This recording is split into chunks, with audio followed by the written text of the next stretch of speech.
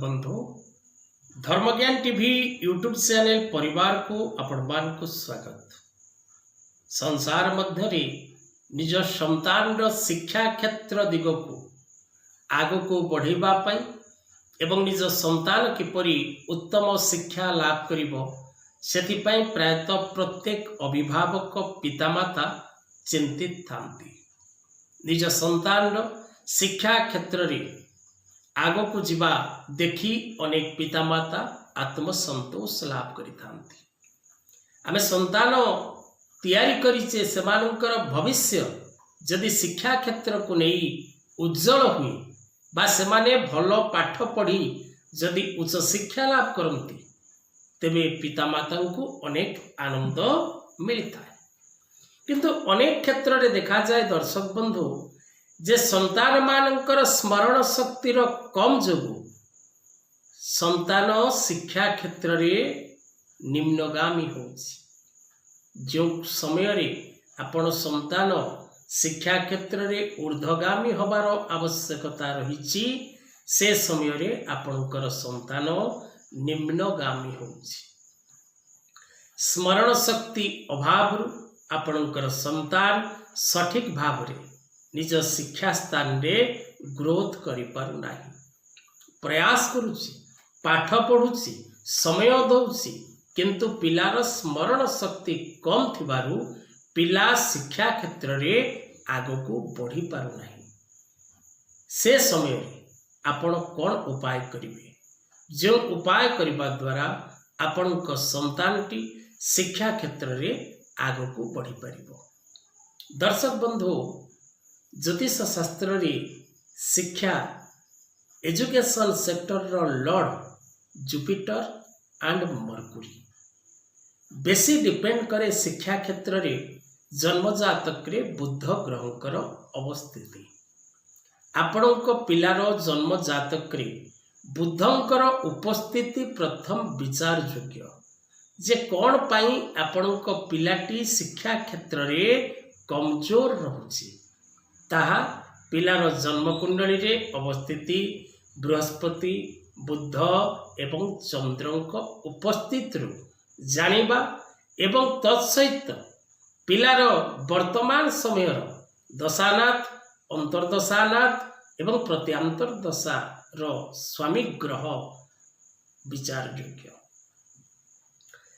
तबे शिक्षा क्षेत्र रो लॉर्ड मर्कुरी बा बुध जन्मजातक करे उच्चस्थ मित्रयुक्त मित्र दृष्टि रे शुभ ग्रह दृष्टि रे शुभ ग्रह संगत रे रहिबार आवश्यकता रहिछि।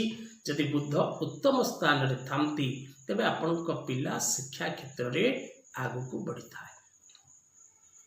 तेणु शिक्षा क्षेत्र रे आगु को बढ़िबा को हेले बुध को मजबूत करबा को पड़ी थाए एवं बुध को मजबूत करबा पई गोमाता को घास खाइबा को दबा पाना रत्न धारण करिबा एवं किन्नर मान को किछि साहाय्य करिबा माँ मौसी भाउज झियो झियारी मातृस्थानीय व्यक्ति विशेष मानकर सम्मान करिबा एवं निज खाद्य रे अधिक परिमाण पनीपरिबा व्यवहार करिबा। तबे दर्शक बंधु स्मरण शक्तिर वृद्धि पाई अनेक उपाय रहिछि किंतु मुख्य उपाय आपण प्रत्येक दिन गायत्री मंत्र पाठ करंतु। सकाळ एवं संध्या समय रे निज पिला को कहंतु गायत्री मंत्र पाठ करबाकू।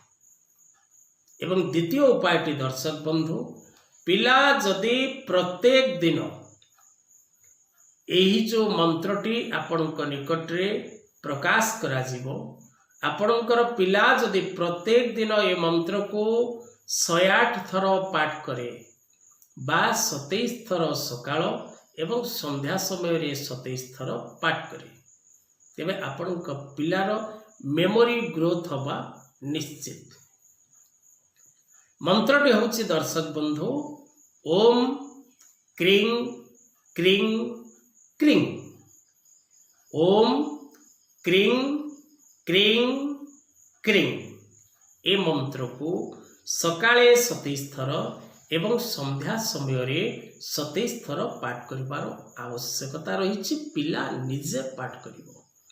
जदि पिला छोट मंत्र पाठ करिबा पिला निमंते संभवपर नुहे, तेबे पिलार नाम और गोत्र रे त्रिशक्ति त्रिदेव महानील सरस्वती जंत्र कवच अष्टधातु किंबा चांदी रे प्रस्तुत करिवे एवं पिला को गलारे किंबा बाहुरे धारण करने को देवे।